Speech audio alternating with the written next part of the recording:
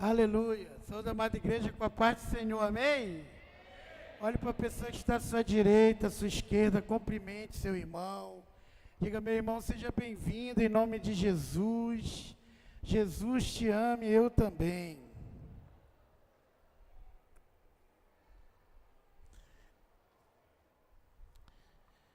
Pode sentar, irmãos.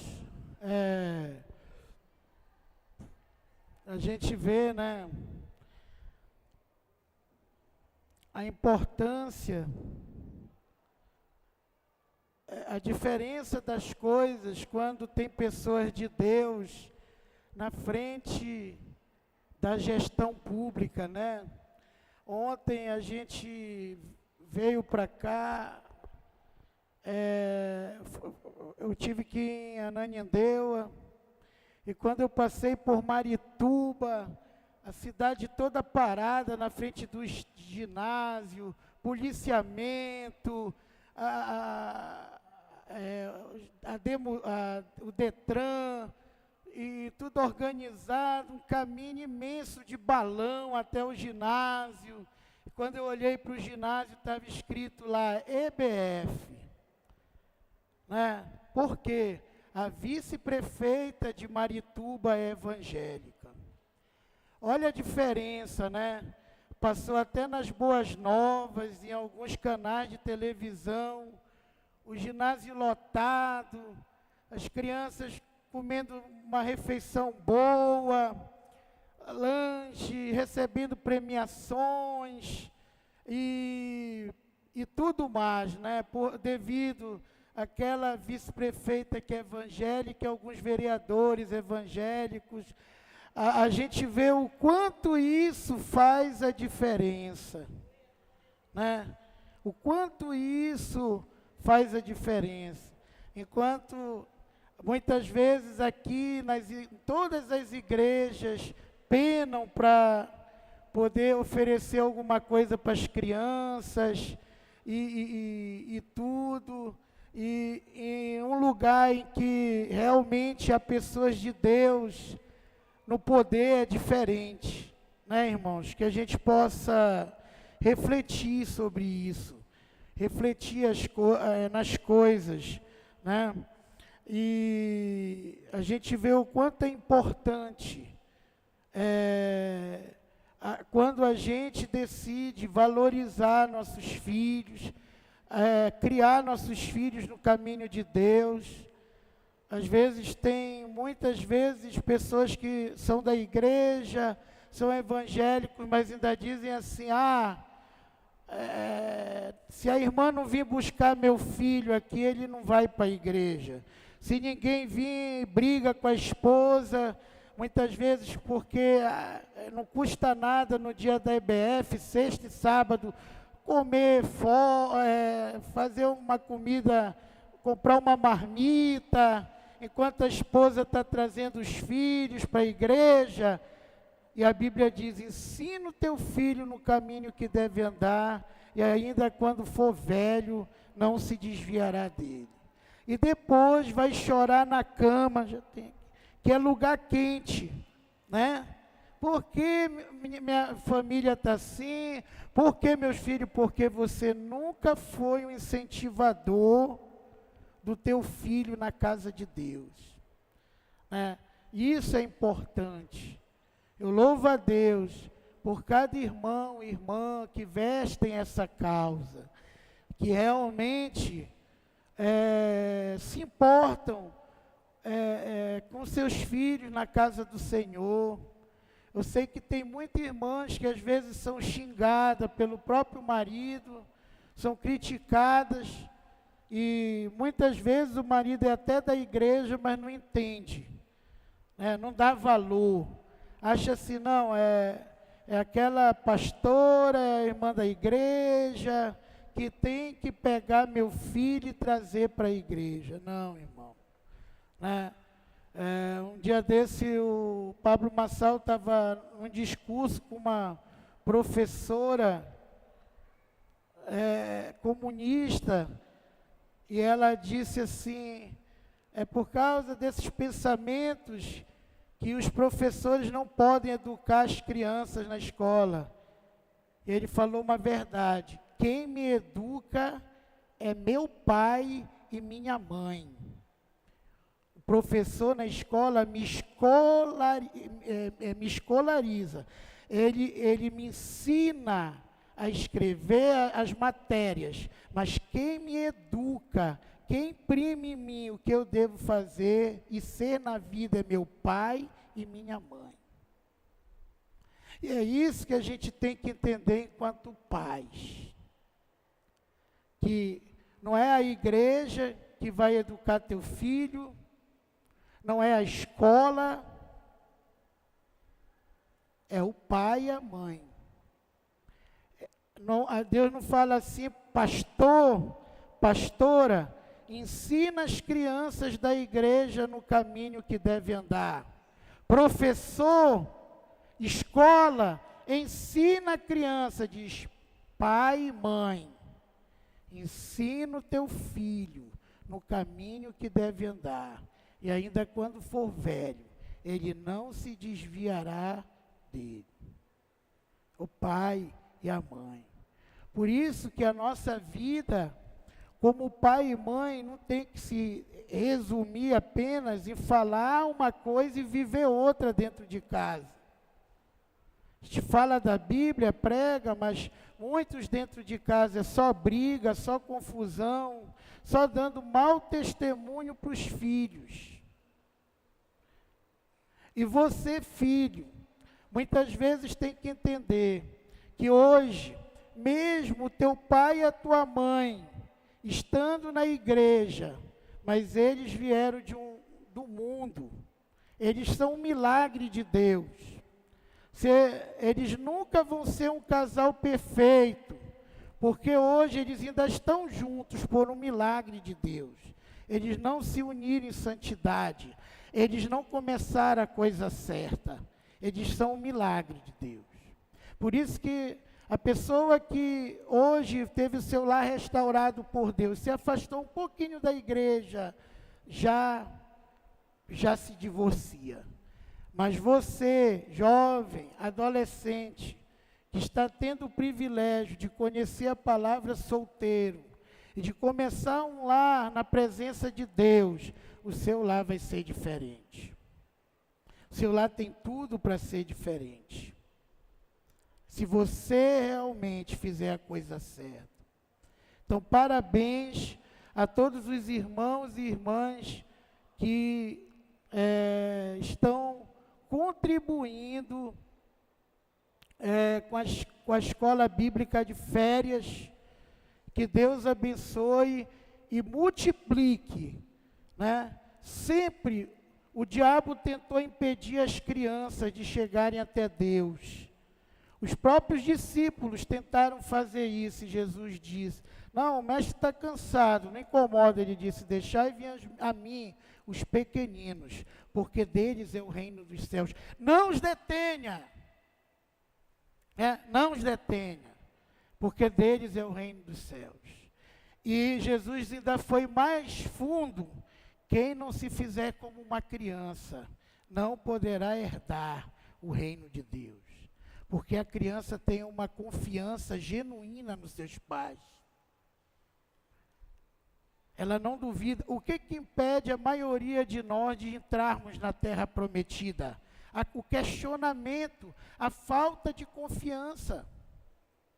É isso que impede a maioria dos crentes, vão morrer no deserto, porque não confiam no seu pastor, não veste a camisa da sua empresa, do seu patrão, e vivem do contra, questionando. Então, aquela empresa nunca vai crescer, você também nunca vai ter um salário melhor, uma vida melhor. A igreja não cresce porque você fica questionando, nunca também você vai crescer espiritualmente. A criança não questiona, a criança confia no seu pai. A criança não quer saber que o pai dela está desempregado 2 anos. Se o pai dela disse: no seu aniversário eu vou lhe dar esse presente, pode ser o mais caro que tem, ela acredita no pai. E por isso Jesus disse que quem não se fizer como criança não herdará o reino de Deus. Por quê? A criança não questiona. A palavra de hoje, eu queria falar justamente sobre isso, né? Que não duvide, creia somente. Não duvide, creia somente. Alguns dias atrás, eu tive uma grande experiência com Deus. Eu só tinha tido essa experiência uma vez na minha vida, quando Deus me chamou para a obra. Então, eu sempre resisti em ser pastor.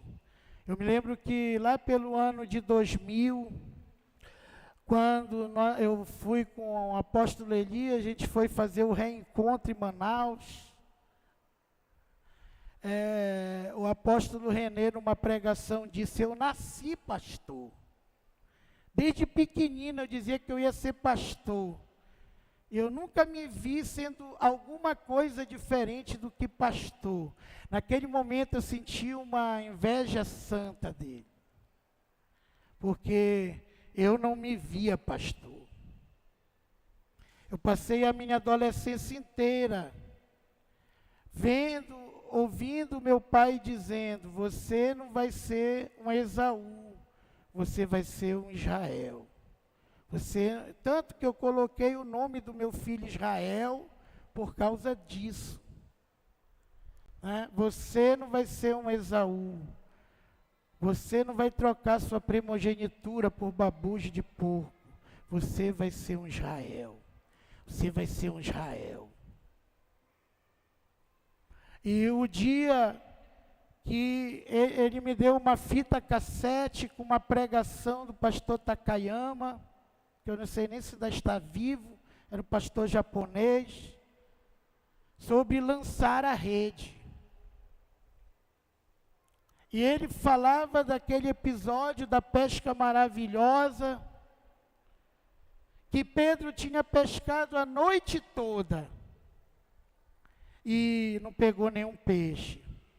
Ele já tinha lavado o barco, já estava acabando de lavar a rede para colocar no barco, para ir descansar um pouco e pensar no que ia fazer para comer aquele dia. Muitos aqui sabem o que é ter que todo dia fazer dinheiro para se alimentar. E era com certeza nisso que Pedro estava pensando. O que a minha família vai comer hoje? O que meus amigos, que são meus sócios, vão dar de comer para a família deles? E de repente, talvez, mesmo dizendo: poxa, estou cansado, não peguei nada, ainda vou ter que lavar esse barco, limpar essa rede, só está folha. Jesus mete o pezão dele cheio de areia no barco. Se espanta. Aquela multidão, ele olha para ele e diz: afasta um pouco o barco, empurra. E o barco devia estar com uma pedra, né, amarrado numa corda.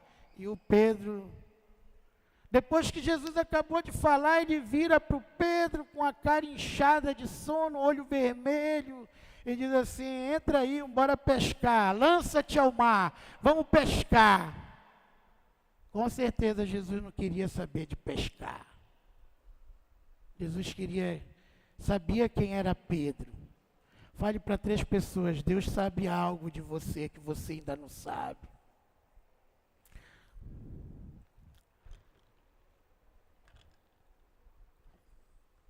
E ele convidou Pedro para pescar.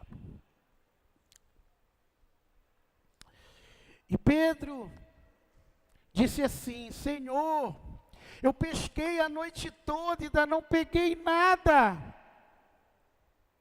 Eu sou conhecedor dessas águas, eu sei que o mar não está para peixe. Mas Pedro falou as palavras mágicas. Ele não questionou.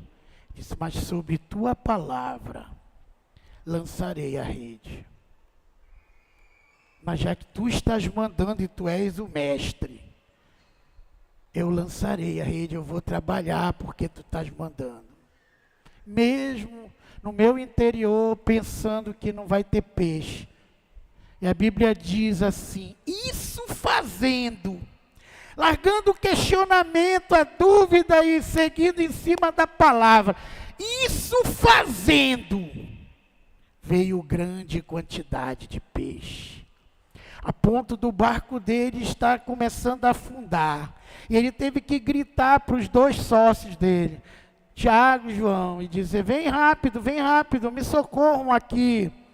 E os 3 barcos vieram cheios de peixe, quase indo a pique. E devido ao grande milagre, que ele sabia que aquilo ali tinha sido um milagre, ele se afastou e disse, Senhor, afasta-te de mim, eu sou um grande pecador. Segunda coisa, a pessoa questionadora não vê seus erros, só vê os erros dos outros. E isso impede Deus de usar os questionadores. Os questionadores sempre ficam para trás. As pessoas vitoriosas são aquelas que reconhecem seus erros, esquecem dos erros dos outros e procuram a sua própria mudança. Disse, afasta-te de mim, porque eu sou um pecador. Ele não disse, afasta-te de nós, porque já haviam 3 barcos ali, e os 2, Tiago e João, eram sócios dele, mas ele chamou a responsabilidade para ele, para o pecado dele. Ele disse, afasta-te de mim, eu sou pecador. E Jesus disse, a partir de ontem, eu vim para buscar e salvar o perdido. E a partir de hoje eu vou te fazer um pescador de homens. E a Bíblia diz de novo, e Pedro, puxando o barco para a beira da água, largou tudo e seguiu. A Bíblia diz que Pedro tinha filhos, tinha esposa, tinha casa, ele podia fazer vários questionamentos, mas ele se lançou ao braço de Jesus. Ele agiu como uma criança. Ele agiu como uma criança. Queridos, servir a Deus não é ser a árvore de Natal. Tem muito crente pinheiro de Natal. Bonito por fora, feio por dentro. Só anda de terno, impecável. Não estou dizendo que isso é errado. Não. Saião, roupão, aquela postura, mas por dentro é cheio de rancor, de mágoa, de desconfiança, de questionamentos.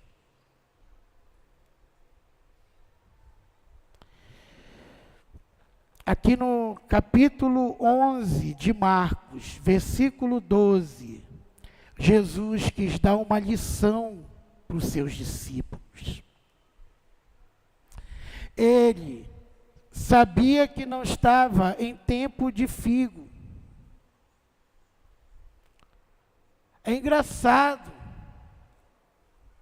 mas quando você começa a entender o que é uma plantação, né? Eu gosto muito de jambo. E eu tenho uma árvore lá que eu plantei desde a semente até a mudinha. Hoje ela já é uma árvore que dá jambo. E o jambeiro é engraçado, ele está bem florido, bonito, quando ele não está dando fruta. De repente ele começa a amarelar e cair umas folhas, aí ele dá a primeira florada. E nasce pouquinho jambo. Nasce pouco. Depois ele fica mais feio ainda. Acaba aquele pouco jambo, amadurece e cai mais folha, e as folhas dele que ficam todas amareladas, e de repente ele flora. Vai ver lá nos Heredes, você que vai trabalhar, você vai ver. Ele fica cheio de flor. E agora sim ele vai dar um número de jambo extraordinário. Vai dar muito jambo. Ele está lotado, do início ao fim. Mas está feio. As folhas amareladas. Tudo, para você frutificar, você tem que pagar um preço. Para você melhorar de vida, você tem que pagar um preço. Então, alguns dias atrás, uma vez, eu tive uma experiência com Deus, e depois que eu vi essa pregação do pastor Takayama, Deus apareceu para mim no meu quarto, e uma luz muito forte, que eu quase fico cego. E ele disse: não brinca comigo, eu tenho um ministério para ti. Vou te levar a lugares que você não imagina, mas se tu recusares o que eu tenho para ti, tu vais morrer.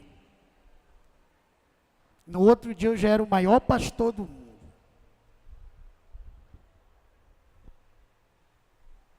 Se tem uma coisa que eu tenho medo é da voz de Deus, irmãos. Anos e anos se passaram. E eu com 48 anos, no mês que vem vou fazer 49 anos, dia 10 de agosto. Pensando: Senhor, tu me prometeu tanta coisa até os 50, e Deus apareceu de novo para mim. Ele disse: tudo que eu te prometi até os 50 anos eu vou cumprir.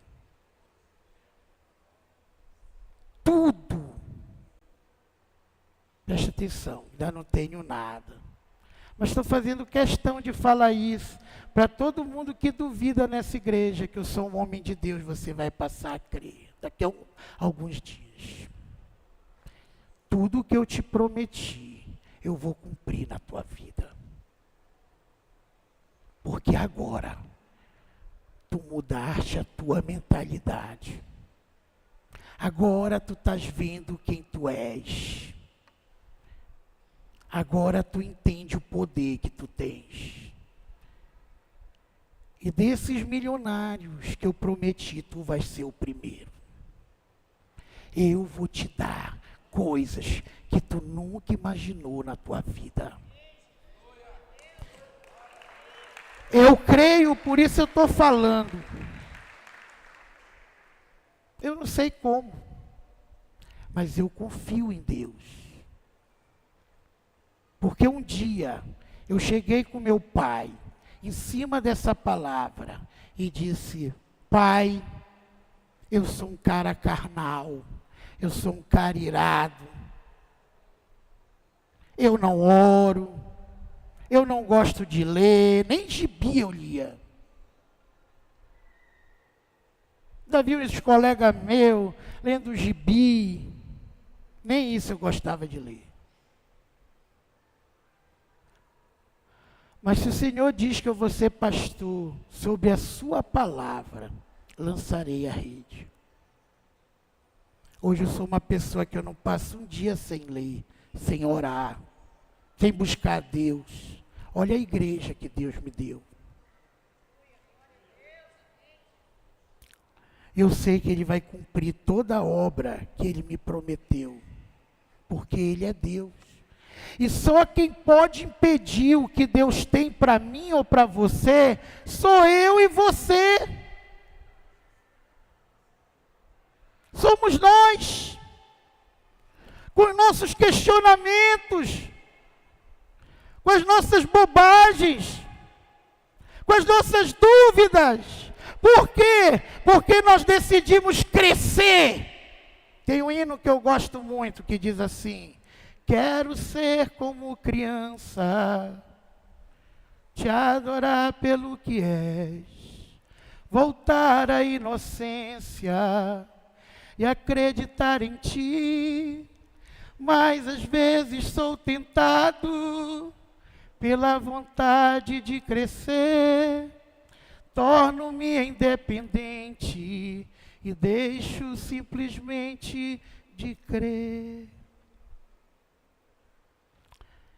Esse é o nosso problema.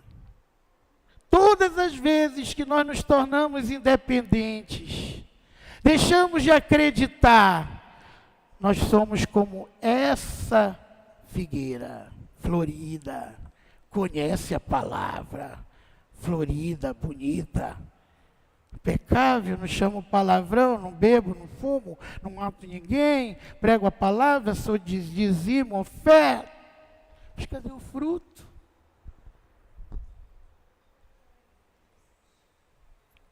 Cadê o fruto?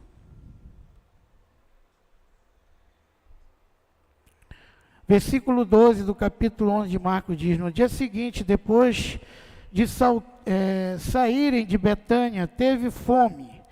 E avistando de longe uma figueira que tinha folhas, foi ver se porventura acharia nela alguma coisa.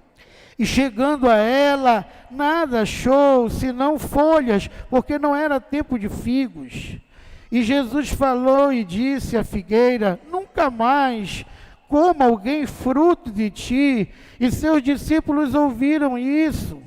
Chegaram, pois, a Jerusalém, e entrando ele no templo, começou a expulsar os que ali vendiam e compravam, e derribou as mesas dos cambistas e as cadeiras dos que vendiam pombas. Versículo 19, pule. Ao cair da tarde, saiu da cidade.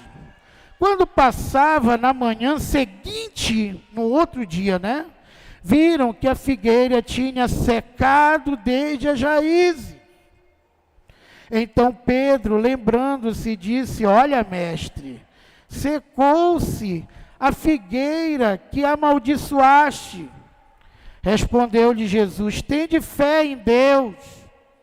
Em verdade vos digo que qualquer que disser a este monte: ergue-te, lança-te no mar, e não duvidar em seu coração, mas crê que se fará aquilo que diz, assim será feito. Em verdade vos digo que qualquer que disser a este monte, problema, essa dificuldade, essa maldição, essa pobreza, esse lar destruído, esses filhos rebeldes, ergue-te e lança no mar. E crê, e acreditar aqui na mente que a tua realidade mudou, que o teu marido mudou, que a tua mulher mudou, que teu filho mudou, que você mudou, que a tua vida financeira mudou, que a tua saúde mudou, veio de volta. Acreditar sem dúvida, assim será com você. Assim será com você. Quem crê, diga amém.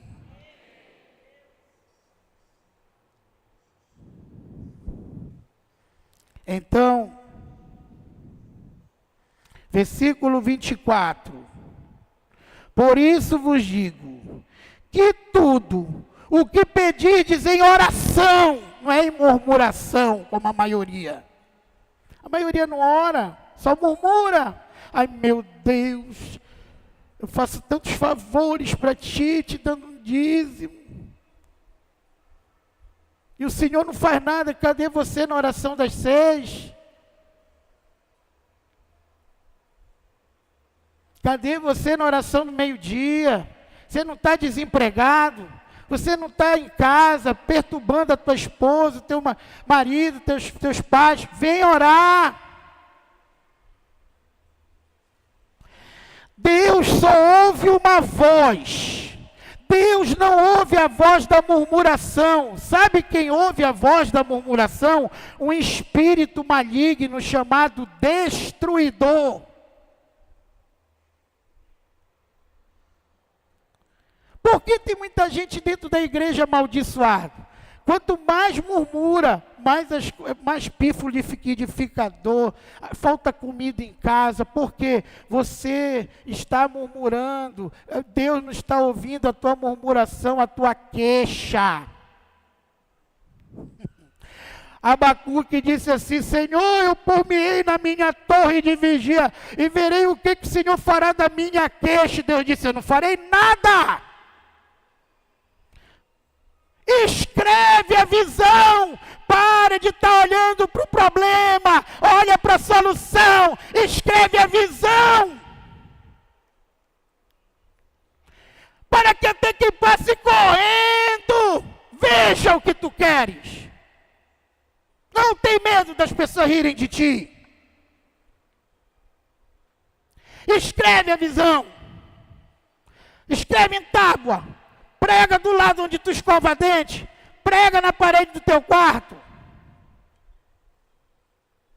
Prega lá na frente da tua casa. Até quem passa correndo fazendo Cooper vai ver a tua visão.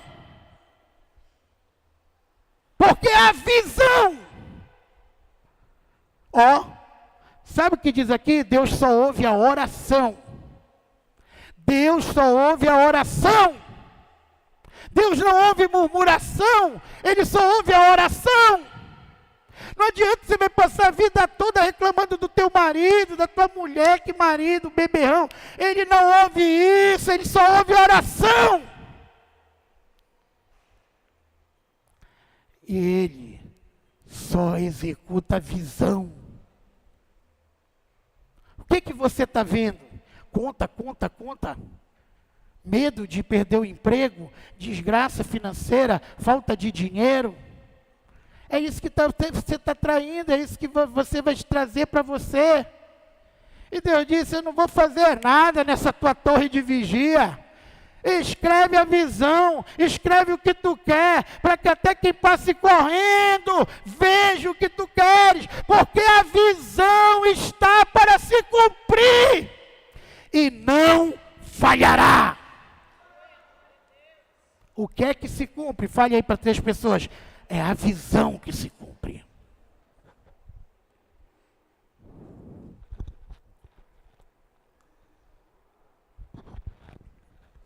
Diga para 3 pessoas: Deus só ouve a oração. Está fraco. Deus só ouve a oração. Aí sacode ele assim e diz: então cria vergonha na cara e vem orar. Começa a orar. Se é inteligente, comece a tirar um tempo a sós com Deus. Comece a fazer o que eu tenho ensinado nessa igreja há muito tempo. Você não consegue orar? Hoje, antes de dormir, comece a orar 5 minutos.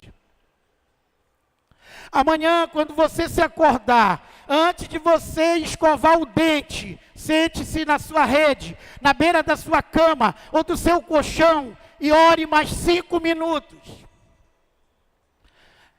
Amanhã, antes de você almoçar, ore mais 5 minutos.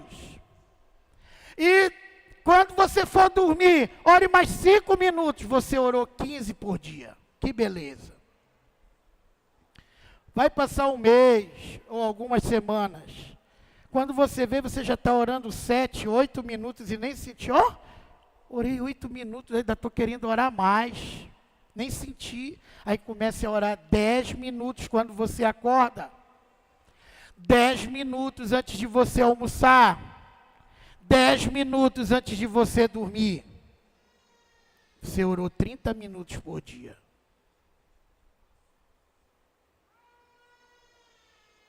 Aí você está orando, deu 15 minutos, você nem sentiu, Comece a orar 15 minutos quando você acorda. 15 minutos antes de almoçar. 15 minutos antes de dormir. Você orou 45 minutos por dia. Que maravilha, o Espírito Santo vai começar a falar com você. Te direcionar.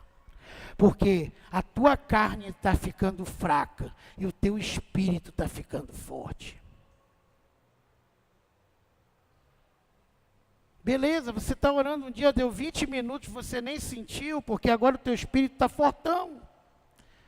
Então você começa a orar 20 minutos quando você acorda, 20 minutos antes do almoço, 20 minutos antes de dormir. Olha que maravilha, você começou a orar 5 minutos, agora você está orando 1 hora por dia.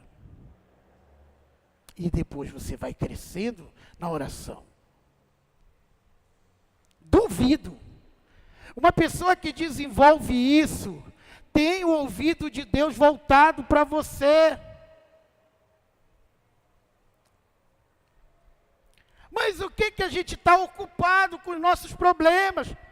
Ocupado com medo do emprego, com medo de passar necessidade, ocupado com medo de uma enfermidade, ocupado com medo de levar chifre, ocupado com medo de problemas familiares, ocupado com medo de problemas que nem existem, pessoais, sentimentais.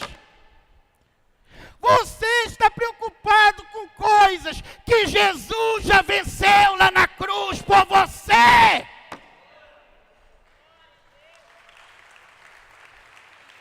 Você não tem mais que estar preocupado com esses problemas, porque Jesus já venceu isso lá na cruz por você.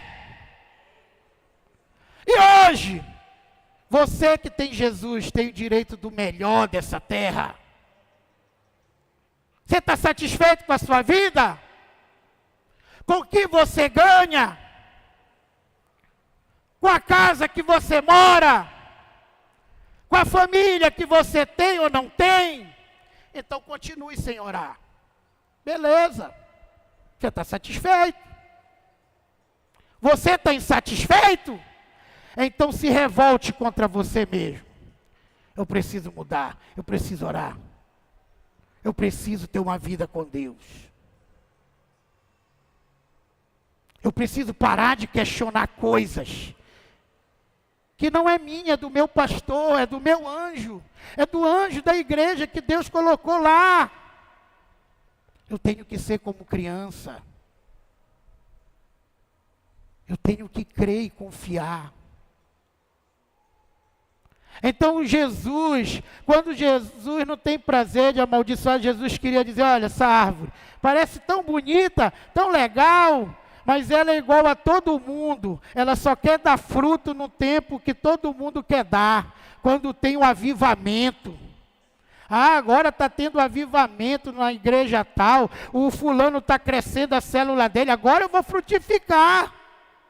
Não, ainda não é tempo de fruto, porque eu estou tendo um monte de problemas familiares, eu estou tendo um monte de problema pessoal. Olha o meu filho que está fazendo comigo, então eu vou parar de frutificar. Mas eu estou lá na igreja, aleluia, florida, árvore de Natal. E Jesus disse, essa árvore que nasceu para dar fruto, nunca mais vai dar fruto. Porque tem muita gente morta dentro da igreja. A Bíblia diz, quando em Coríntios fala da Santa Ceia, diz, é por isso que tem muitos fracos e doentes. Aí ele estava falando com o povo de Deus. E não poucos que dormem, não poucos que estão mortos espiritual. Estão mortos já. Por que perder o seu propósito? Querido, o nosso propósito é frutificar como marido, é frutificar como pai, é frutificar como pai espiritual, como mãe, como esposa, como mãe espiritual, como filho, é frutificar. Quando a gente está só bonito por fora, mas não está frutificando, a gente seca, murcha, perde a salvação e nem sabe. Isso que Jesus estava falando.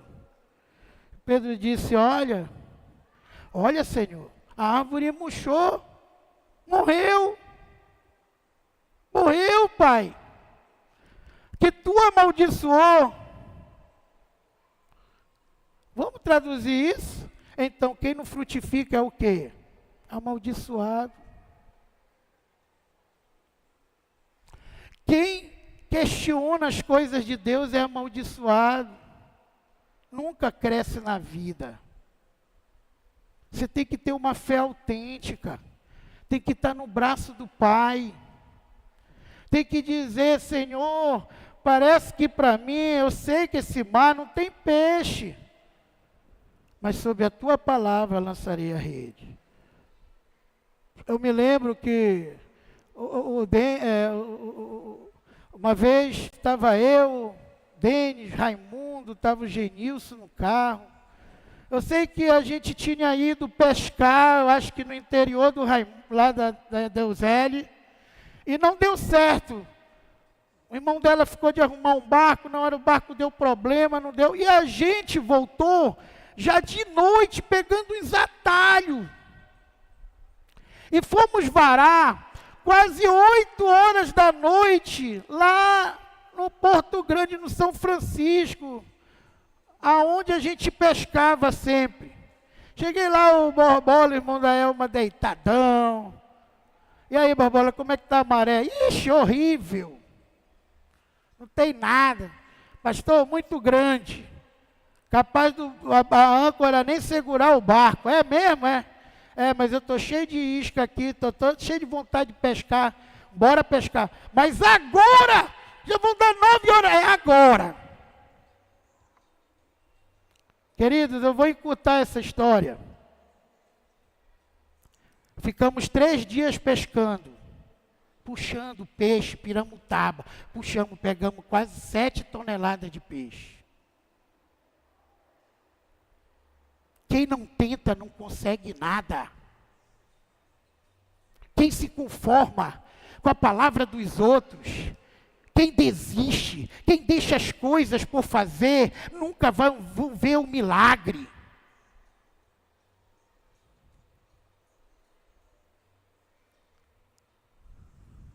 A perseverança, como ontem a apóstola Samira tem estudado sobre isso, é a habilidade de nunca desistir e de sempre persistir.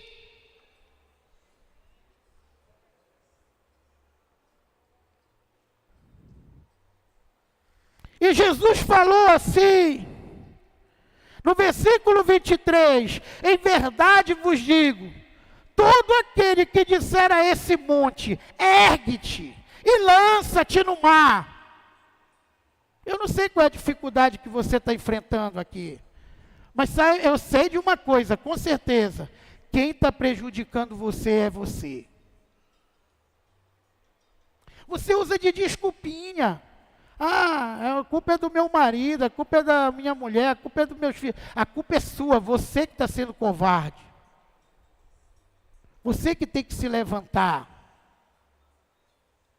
Você que tem que fazer a diferença. Como eu disse, chegou um amigo, que hoje é um grande empresário comigo, ele disse, rapaz, já saiu de novo da igreja. É, porque o pastor não quis me abençoar para me ter célula.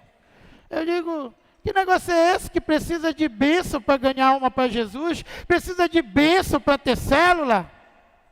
Se tu queres uma bênção, eu sou pastor, eu te abençoo.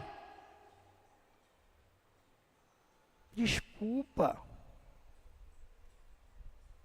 Gente que diz, eu não vou, mas porque eu não tenho apoio. Qual é o apoio? Você quer que alguém pregue para você? É o seu pai que sustenta o teu lar? É o teu avô que sustenta o teu lar? Por que a tua família espiritual, você quer que o pastor sustente a tua família espiritual? O teu líder sustente a tua família. Então tem alguma coisa errada, porque a orientação bíblica é totalmente: deixará o homem seu pai e sua mãe, e se unirá à sua esposa, e se tornarão os dois uma só carne.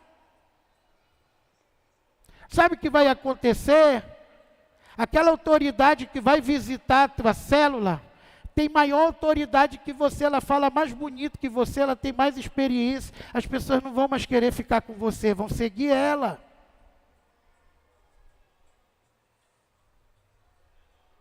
Não é assim. Você tem que buscar discipulado com seu pai e com a sua mãe, mas quem instrui teus filhos é o pai, é você, é a mãe, é você. Você busca conselho, mas quem tem que instruir teus filhos é você. quem tem que dirigir seu lar é você.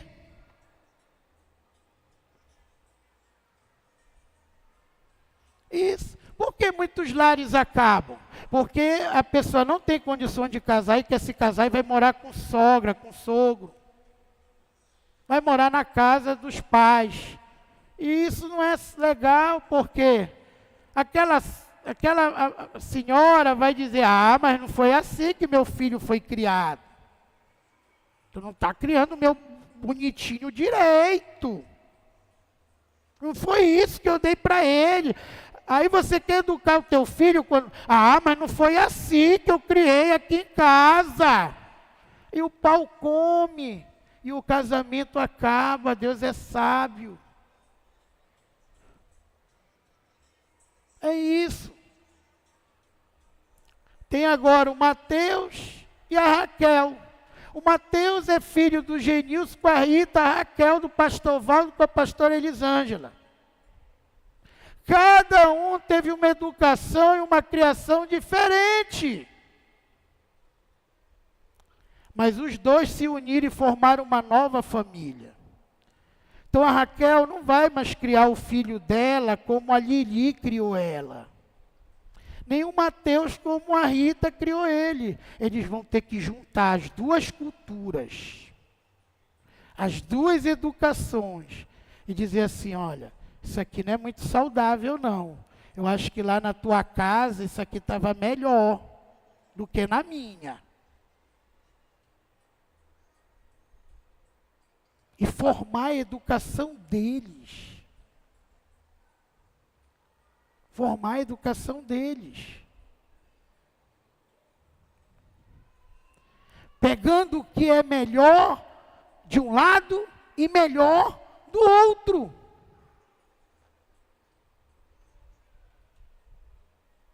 Entendeu, irmãos? É simples.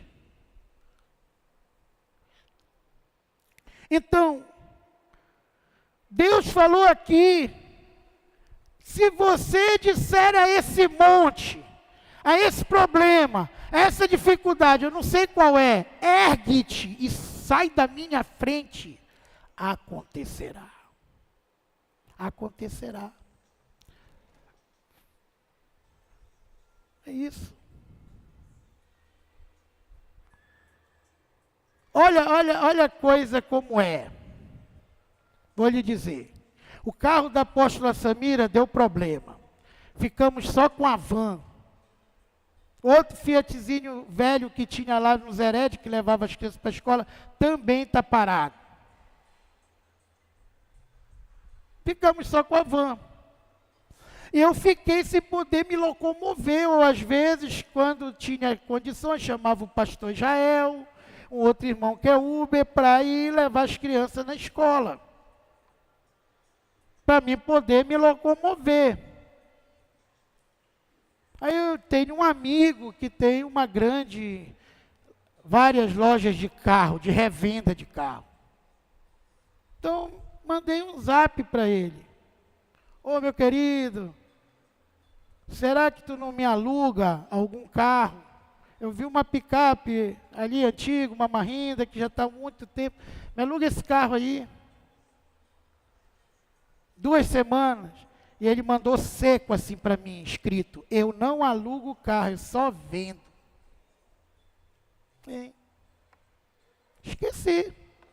Chamei o pastor Israel, que os bichos estavam todos sem comida, e fui com o Denis para Castanhal.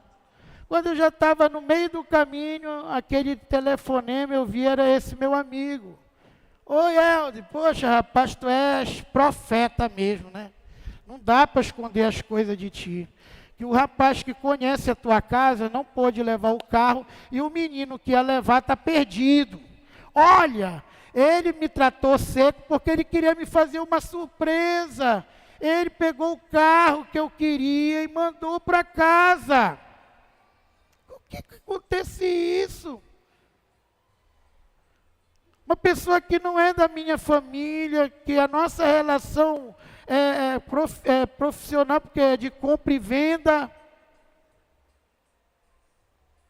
Ele pegou o carro que eu pedi, ajeitou e mandou para casa.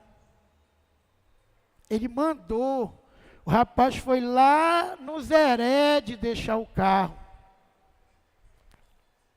Eu fiquei tão constrangido que eu disse, não precisa mandar ninguém pegar ele, eu vou levar.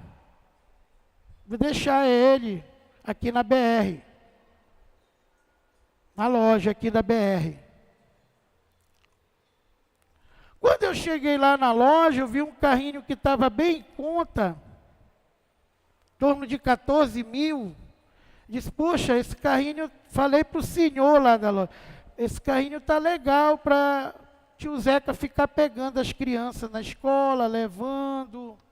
Esse carrinho aqui está legal, um bom preço, é completo. Não está funcionando. Mas... Aí ele ligou para esse meu amigo e disse assim, olha, o Helder gostou desse carro. Ele disse assim, ele gostou do carro? Tira o carro daí, conserta o ar-condicionado, que o Helder não anda em carro sem ar-condicionado. Quando foi ontem, ele ligou, Helder, me perdoa, rapaz. Aquele carro que tu falou, eu mandei ajeitar, já está pronto desde a terça-feira. Vem pegar o carro e anda, vê se tu gosta. Que eu vou levar a picape e vou andar consertar o que tu não gostou. Eu não dei um centavo. Disse, rapaz, ainda não estou em condição de gastar com nada não. Ele disse, eu estou te cobrando alguma coisa? Ele falou assim, Helder, tu não tens ideia o quanto eu gosto de ti. Eu tenho um apreço por ti que eu não tenho por uns irmãos meus. Por quê? Um dia, alguns anos atrás, tu chegou aqui comigo e disse assim para mim, olha, esse mercado de carro é muito oscilante. Se eu fosse tu, eu começava a pegar parte do dinheiro e investir em imóveis.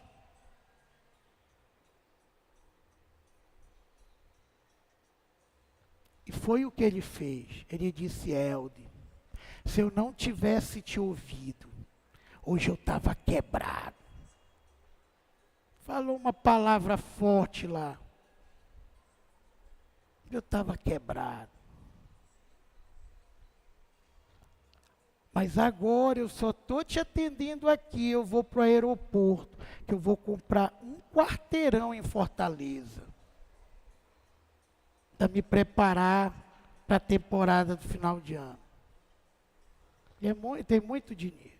Se não fosse o conselho que tu me deu, eu segui, hoje eu estava totalmente quebrado. O mercado não está vendendo nada. Aí eu fiquei pensando, está vendo às vezes o incrédulo. Ouve e acredita na gente, está ficando podre de rico mais ainda. E muitos na igreja a gente vem falando e não acreditam. Eu fiquei pensando.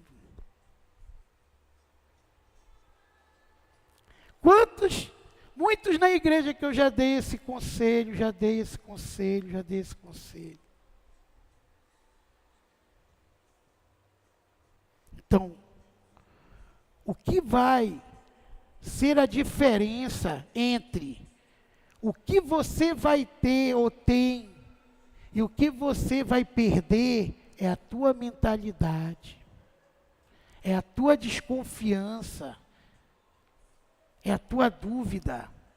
Porque se você olhar para o monte, para as dificuldades e duvidar,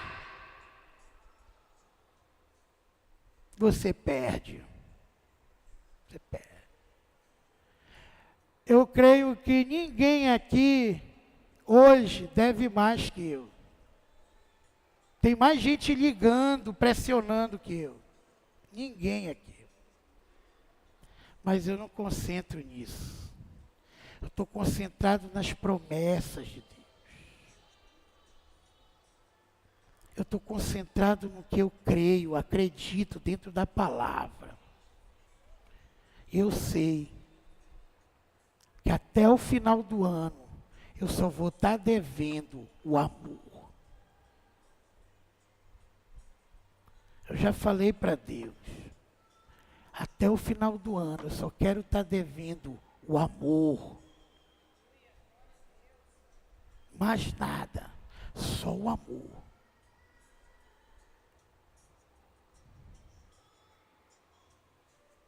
Se eu sou homem de Deus dentro de algum tempo, vocês vão estar vendo o dono desse prédio aqui, recebendo um cheque meu de 600 mil. E esse templo estando quitado. Eu creio nas promessas de Deus. Eu creio e vai ser fácil.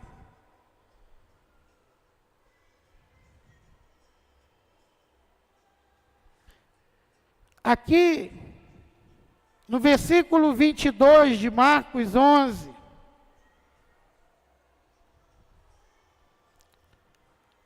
respondeu Jesus: tende fé em Deus. Em verdade vos digo, que qualquer que disser a este monte, ergue-te, lança no mar, e não duvidar em seu coração, mas crê que se fará aquilo que diz, assim lhe será feito. Por isso vos digo, que tudo que pedirdes em oração, crede que o recebereis, e será assim convosco. Mas tem um atenuante aqui. Sacode aí, diz aí. Tem uma condição aí.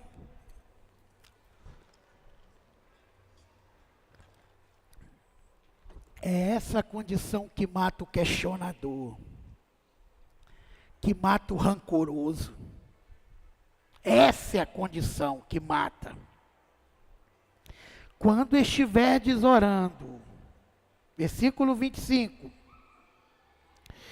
perdoai, se tendes alguma coisa contra alguém. E queridos, quem é rancoroso, a oração não passa do teto. Enquanto a pessoa tem algum ressentimento contra alguém, ela pode orar 10 horas por dia. Essa oração é insignificante. Não passa do teto. É por isso que você hoje vem na igreja, eu não sei o que acontece comigo, eu oro. E os antigos dizem assim, quanto eu mais oro, mais assombração me aparece. Quanto eu mais rezo, né, mais assombração me aparece. Porque na verdade a oração do rancoroso é essa. É algo que Deus abomina, porque Ele está pedindo uma coisa para Ele, né? Ele merece perdão, mas quem Ele está com raiva, não. Ele não perdoa. E Jesus diz assim, ó, quando estiverdes orando, perdoai se tendes alguma coisa contra alguém, para que também vosso Pai que está nos céus vos perdoe as vossas ofensas. Mas se vós não perdoardes, também vosso Pai que está nos céus não vos perdoará as vossas ofensas. Eu não vou com a cara dessa irmã. Eita! Ao passa da minha goela.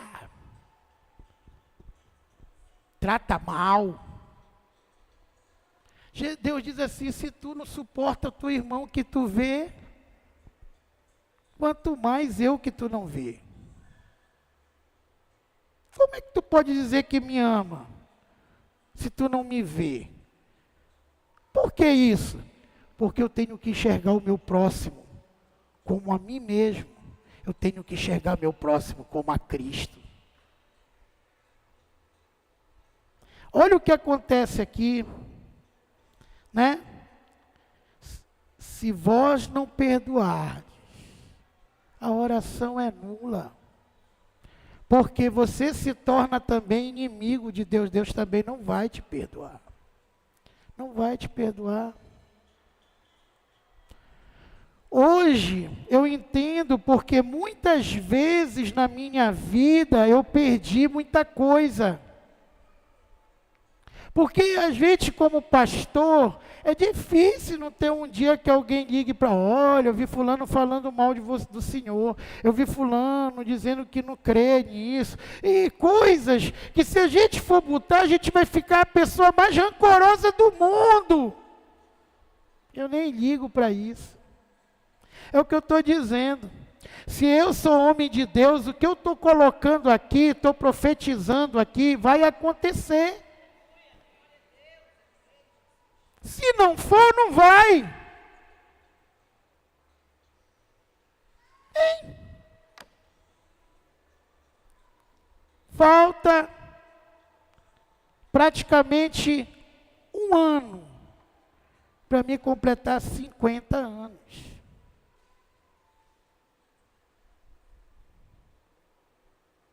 Um ano.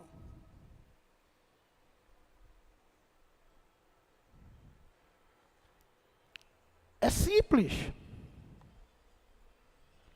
As coisas. Uma coisa eu digo, quem estiver do nosso lado como criança, vai entrar na glória de Deus. Vai entrar na vitória.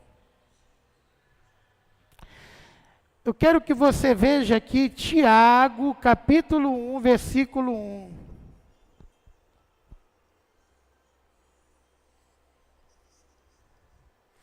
Versículo 2, Tiago 1, 2, diz assim: meus irmãos, tende por motivo de toda alegria ao passardes por várias provações. É isso que acontece com a gente? Vem o problema, a gente fica alegre. Ai meu Deus, porque o Senhor me abandonou.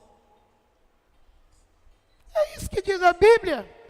Tende por motivo de toda alegria ao passardes por várias provações. Não existe pessoa vencedora sem provação. Não existe reino, coroa, sem a coroa de espinho. Não existe coroa de glória sem a coroa de espinho. Não existe coroa sem derrubar gigantes. Entenda isso. Isso que Deus está nos usando. A gente saiu daqui da reunião dos jovens.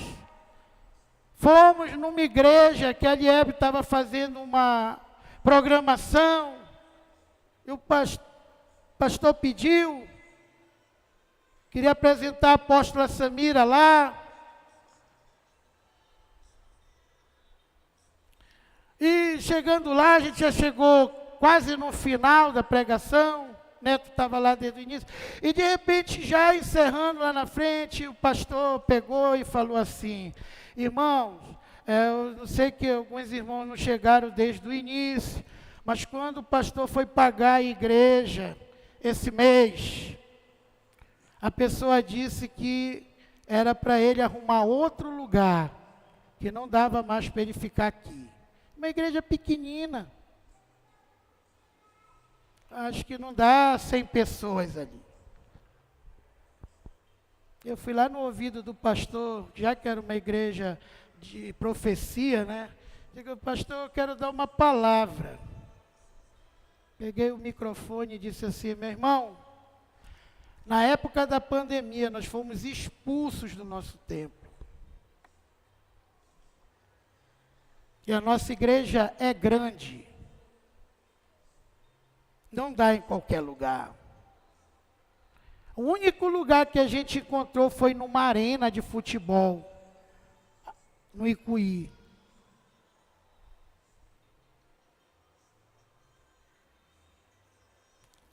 Hoje, eu dei o meu carro e algumas, cerca de 200 mil de desafio de irmão. Está faltando eu pagar ainda 600 mil.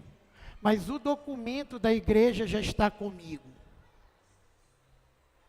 Escute o que eu vou lhe dizer. E receba.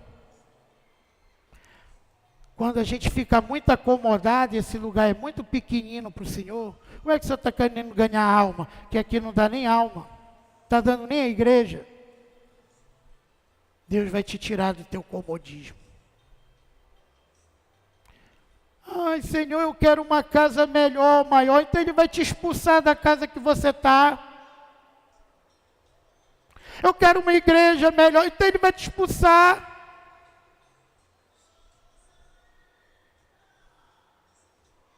Você, o homem, não muda de vida se ele não ficar incomodado.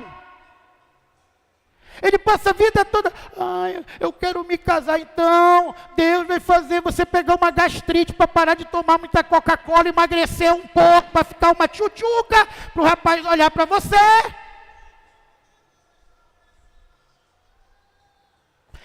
É simples as coisas.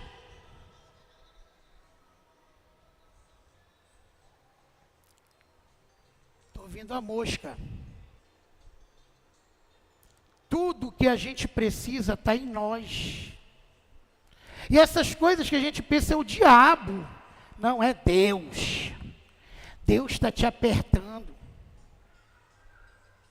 Eu duvido se não faltasse pitaia para o Raimundo, se ele estava fazendo o que ele está fazendo, investindo nessas terras. Ele está fazendo porque ele perdeu muita venda, porque ele não tinha pitaia para vender. O homem só se levanta quando ele fica numa situação de aperto. Senão ele passa a vida toda reclamando e não faz nada. Ai, Senhor, quando é que tu vai mandar minha prometida? Quando você decidir acordar cedo, parar de acordar meio-dia, aprender a vender no dropship, começar a ganhar dinheiro, ter condições de casar. Deus não vai mandar mulher para você se você não tem condições de casar.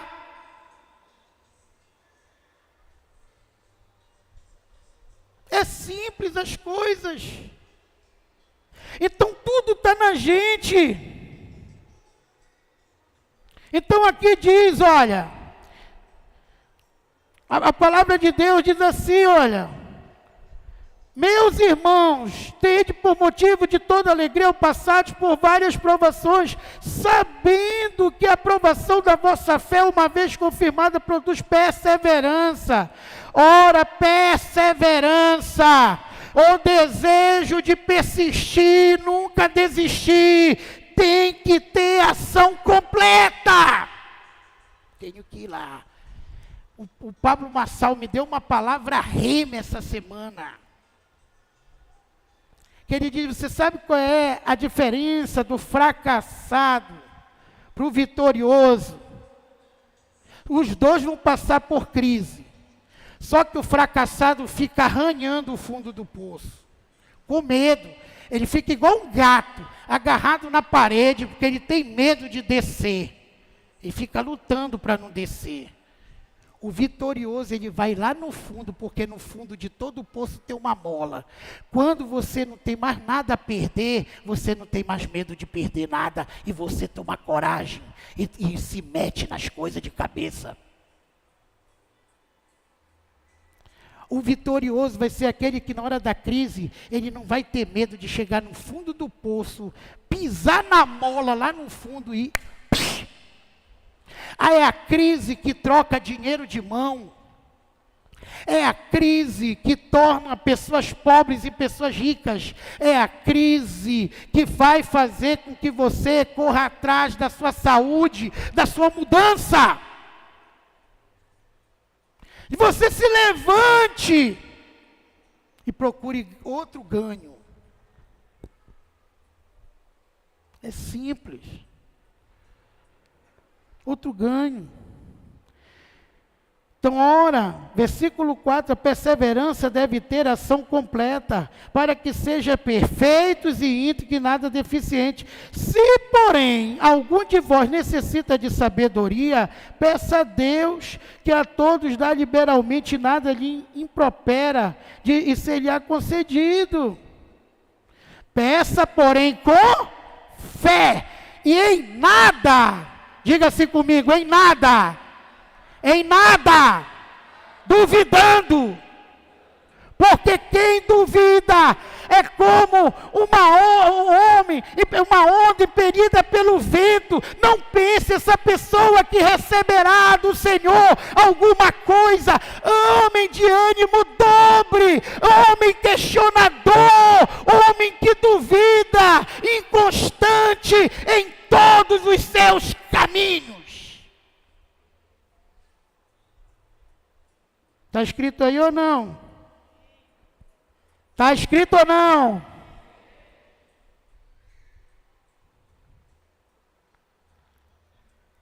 O reino não é para covarde, é para corajoso.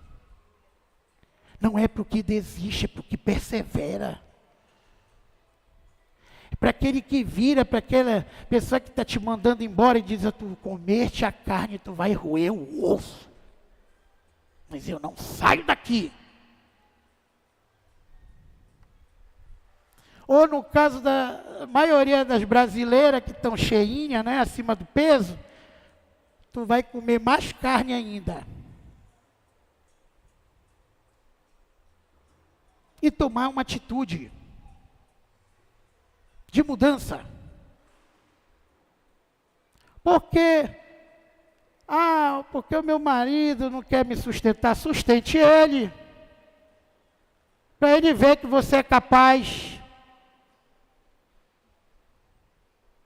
Sustente seu lar. Mas não desista. É isso que a Bíblia diz. Versículo 12. Bem-aventurado o homem que suporta com perseverança a provação. Persevera, nunca desiste, nunca desiste. Eu falei para os jovens ontem, e vou repetir hoje. O dia que eu for para a glória, o que eu quero que cada um nessa igreja se lembre de mim. Quando você começar a pensar em desistir em alguma coisa, diga: meu pastor nunca desistiu. Eu também nunca vou desistir. Quando você pensar em recuar, em se acovardar, pense assim: eu tenho um pastor que nunca desistiu. Levou pedrada, passou muita dificuldade e tudo, foi ameaçado, nunca desistiu. Eu também nunca vou desistir. Bem-aventurado o homem que suporta com perseverança a provação, porque depois de ter sido provado, receberá. Quando você recebe a coroa da vida, depois de ter sido provado. Nunca antes. Por isso que o reino não é para covarde. Depois de ter sido provado, você receberá a coroa da vida. Nunca antes. Depois de ter sido provado. Está escrito aí, sim ou não?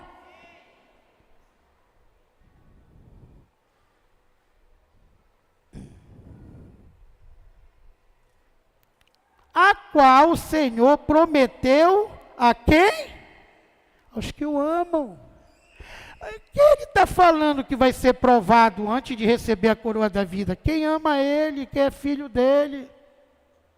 Esse pensamento que você ouve nas rádios por aí: venha para cá e pare de sofrer. Isso não é bíblico. A Bíblia diz: Jesus, quando viu que ia morrer na cruz, que ia chegar o tempo dele, ele chamou os discípulos: vocês não são mais meus servos, vocês são amigos, mas eu vou dizer uma coisa: o que fizeram comigo, vão fazer com você. Eu fui provado e vocês vão ser. Tem de bom ânimo. Eu venci o mundo.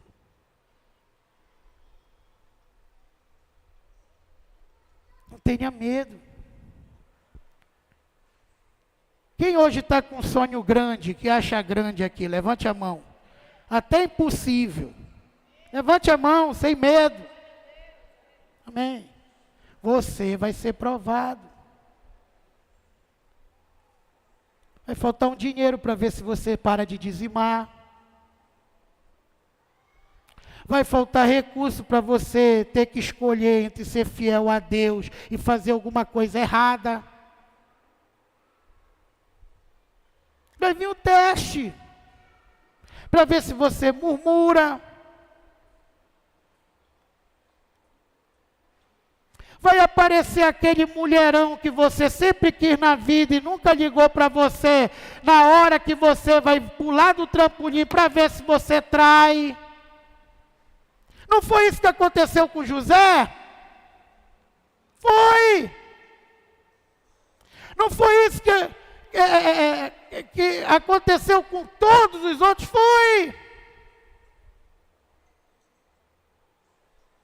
Antes de você receber a coroa de glória, você vai ser provado. Qual é o que você mais teme? Você passou muita fome na vida? E você hoje tem medo de passar de novo? Você vai ser testado nessa área. Você foi uma pessoa que veio da prostituição? Qual é o teu medo? Que as tuas filhas, teus filhos passem por isso, você vai ser provado nessa área. Antes da coroa de glória, vai vir a prova. Você vai ser provado.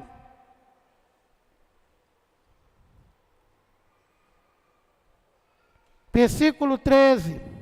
Ninguém ao ser tentado diga, sou tentado por Deus, porque Deus não pode ser tentado pelo mal, e Ele mesmo não tenta ninguém pelo mal.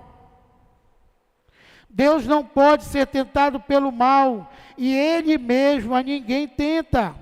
Ao contrário, cada um é tentado pela sua própria cobiça, pelo seu próprio desejo ardente. Essa palavra cobiça quer dizer desejo ardente.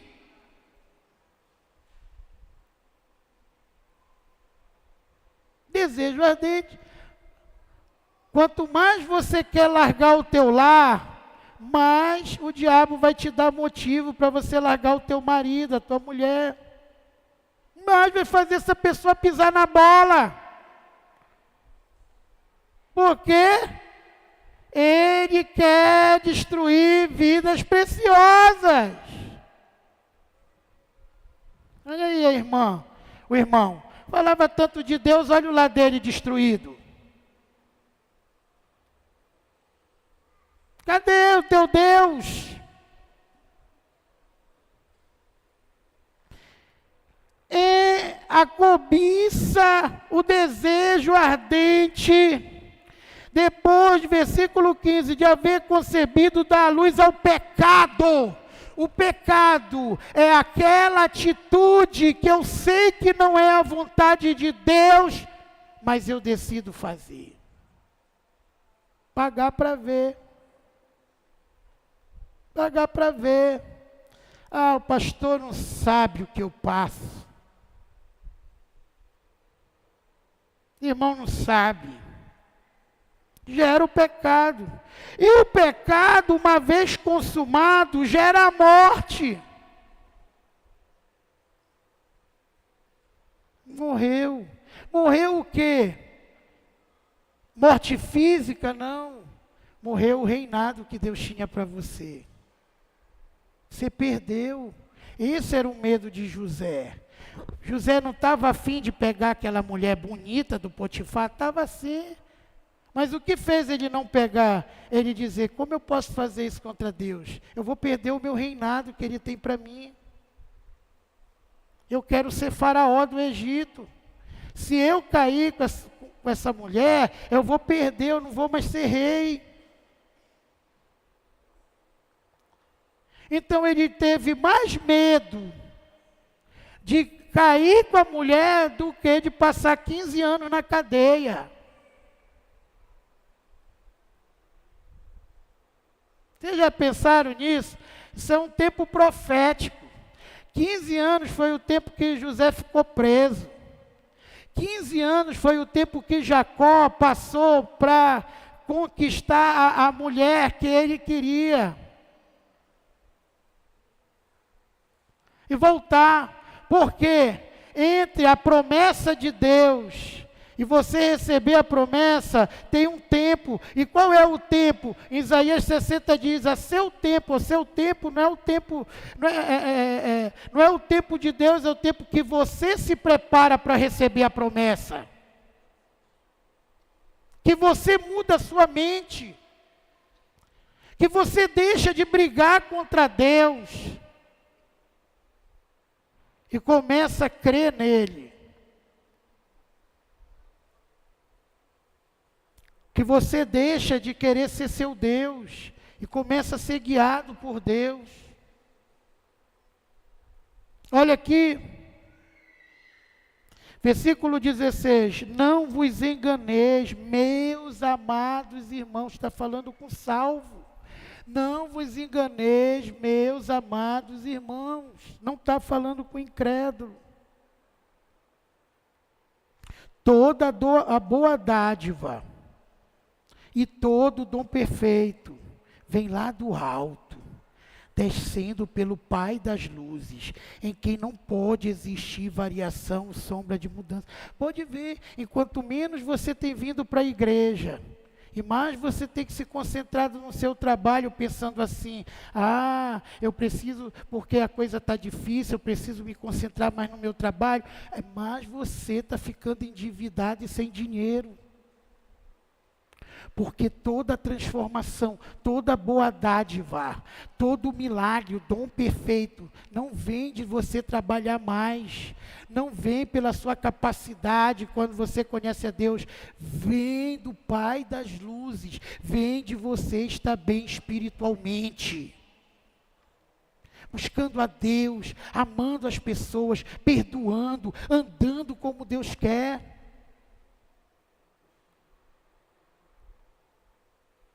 Tem gente, pastor, mas eu não estou indo muito para a igreja porque eu tenho problema no nariz, é muita poeira aqui. Meu querido, é por isso que você está doente.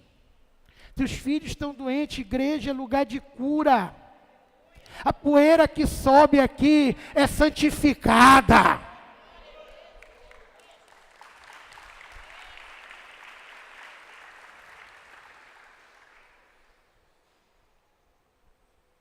Nós vivemos no tempo que as pessoas estão buscando um monte de desculpa para não estar na igreja, para não trazer os filhos para a igreja, para não andar com os filhos na igreja, com os idosos. E por isso as coisas acontecem.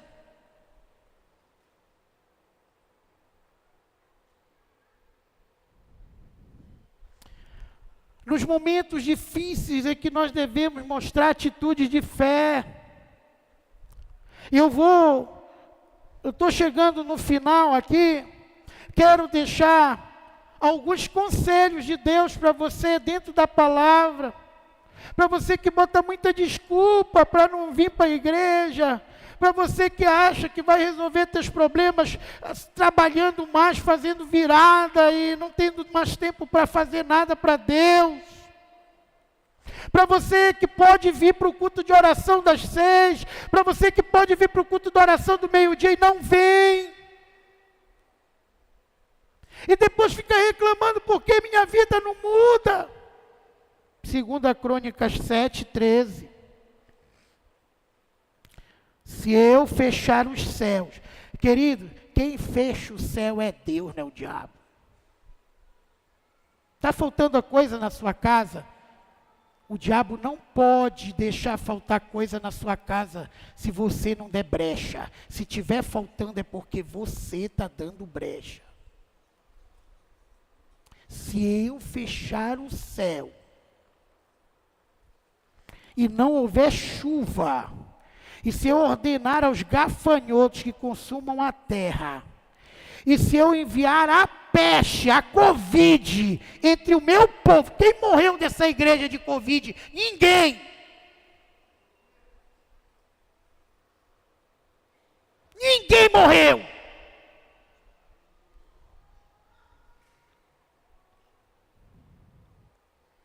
Se o meu povo, versículo 14, remédio para peste, remédio para desemprego, remédio para lá que está destruído, remédio para o filho que está nas drogas, remédio para a depressão é esse aqui. Se o meu povo, que se chama pelo meu nome, se humilhar, orar, vem para oração, orar todos os dias e me buscar,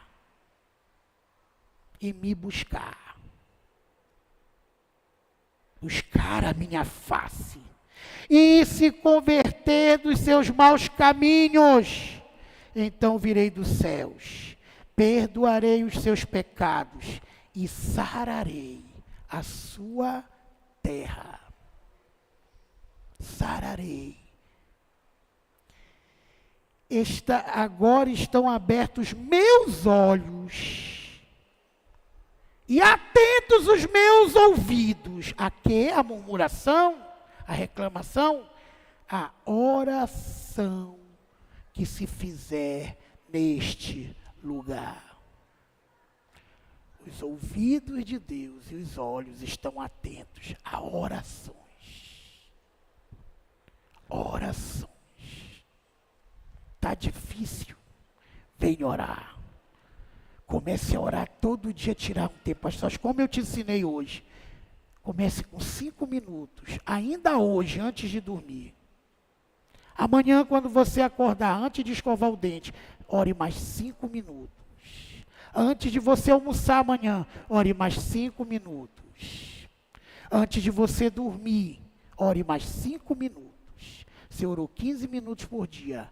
Depois você vai ver, quando vê, você está aumentando o seu tempo. Aí comece a orar. Mais 10 minutos de manhã.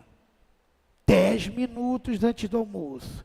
10 minutos antes de dormir, você orou 30 minutos, até chegar 1 hora. 1 hora de oração nesse sistema é 20 minutos quando você acorda, 20 minutos antes do almoço e 20 minutos antes do jantar, antes de dormir. Você vai ver que os 20 minutos vai ser mais fácil do que os 5.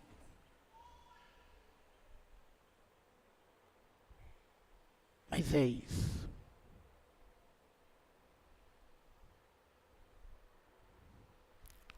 Então, o segredo do sucesso é você manter a mentalidade, a sua mente com a mente de Deus, sem duvidar. E você ter amizade, intimidade com Deus, através da oração e cumprir aquilo, dar frutos para não murchar, não ser só um saião no meio da igreja, um ternão. Quando eu chego num lugar, quando eu vejo olhando, porque eu não uso terno, talvez quando essa igreja estiver toda climatizada até me empolgue. Mas hoje eu não vou sacrificar minha saúde. Aqui eu já estou pingando de suor, por causa de um terno que não prega a palavra, mas vai me impedir de pregar. E vai me adoecer.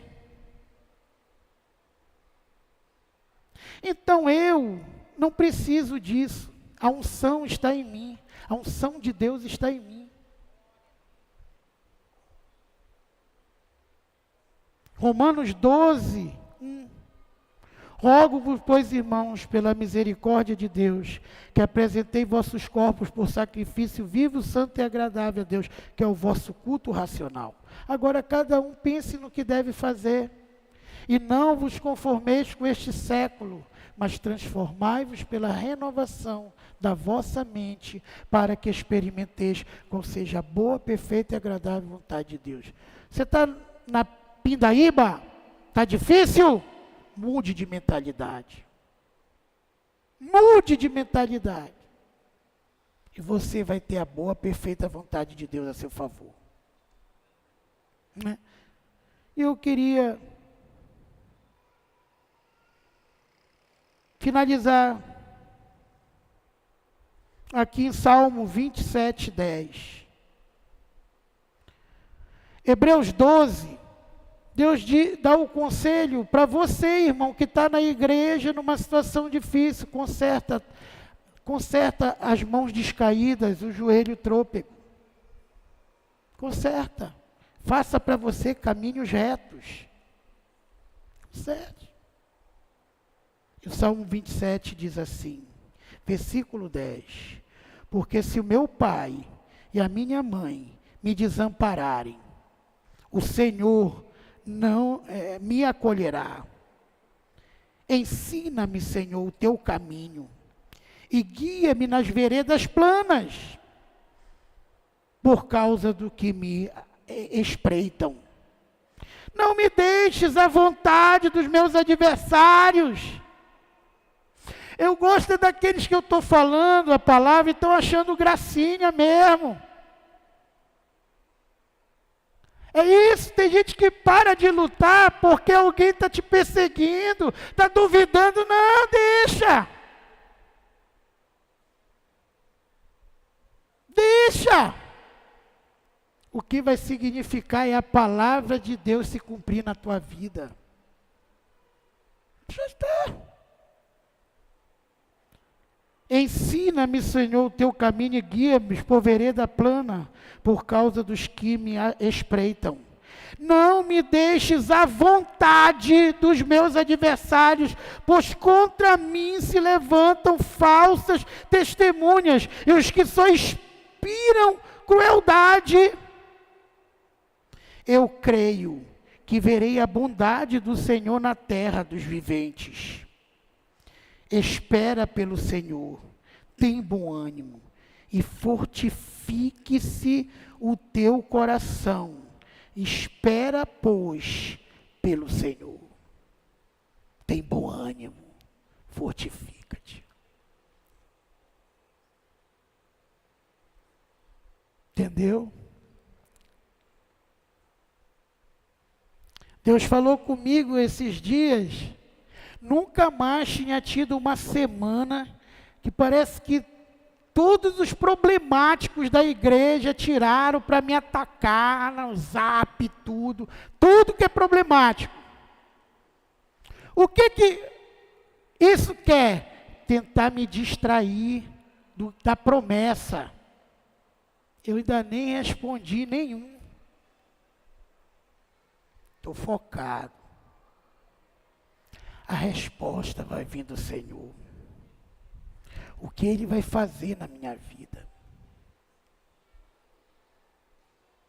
Essa é a resposta de Deus. Vai vir do Senhor. Estou focado. Em que você está focado? No mal? Nos problemas? Eles estão crescendo.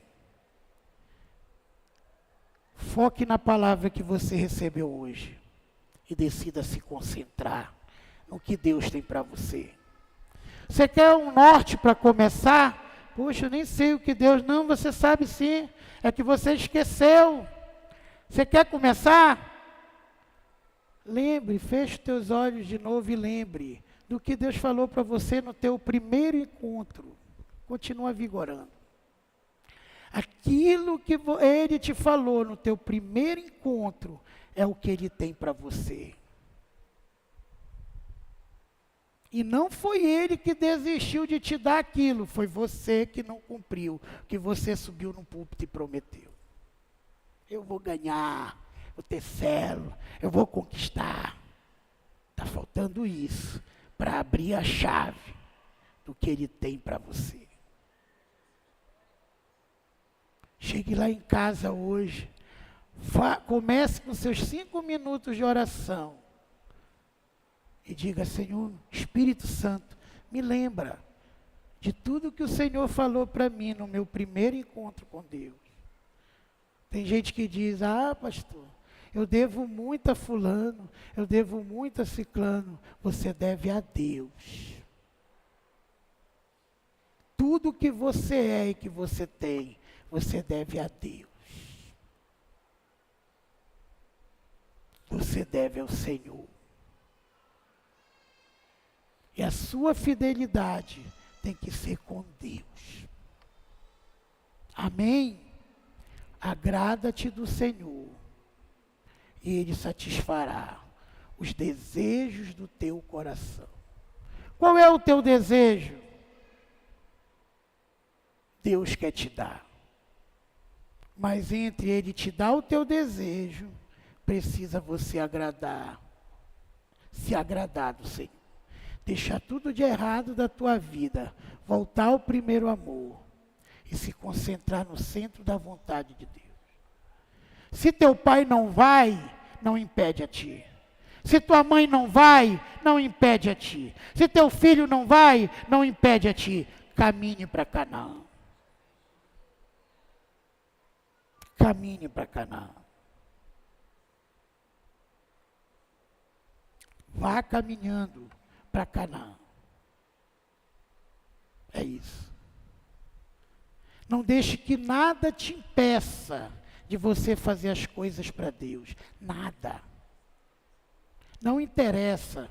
O problema que você tem que enfrentar, a conta que você tem que pagar, e isso não tem que te impedir. Faça. Porque antes da coroa de glória, veio a coroa de espinho. Antes da coroa do reino, vem a provação. Amém? Que Deus abençoe a todos. Vamos ficar de pé, em nome de Jesus.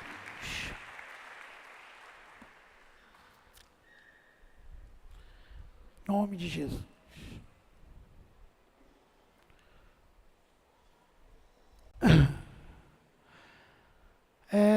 Eu peço que todos os irmãos que deram aliança, anel, venham buscar aqui com a apóstola Samira e dar o seu nome, que Deus disse que não vai ser preciso. Foi só um Isaac que ele pediu, para testar o coração de quem deu. Ele me disse isso esse dia que ele falou comigo. Então, até o anel da Larissa vai ser devolvido. Todas as alianças. Eu só peço que você venha aqui pegar e dê o seu nome para a apóstola Samira. Amém? Glória a Deus. Senhor, eu abençoo a cada um do teu povo. Abençoa cada dizimista e ofertante dessa igreja. Porque uma das provas que amamos o Senhor é se amamos o teu reino. É se priorizamos o teu reino. E eu te agradeço pelo privilégio que o Senhor está me dando esses dias. De poder estar cumprindo com o salário dos teus pastores. Poder estar pagando despesas da igreja. Coisas que eu sempre sonhei. Te agradeço. Eu te agradeço porque eu confio nas tuas promessas. Te agradeço por cada um tão fiel que tem se levantado, cada um dos fiéis que te adoram com seu dízimo, que dão ofertas até maiores do que aquelas que tu pedes na tua palavra. Abençoa, transforma a nossa vida, transforma-nos, em nome de Jesus, eu te oro e te agradeço, amém.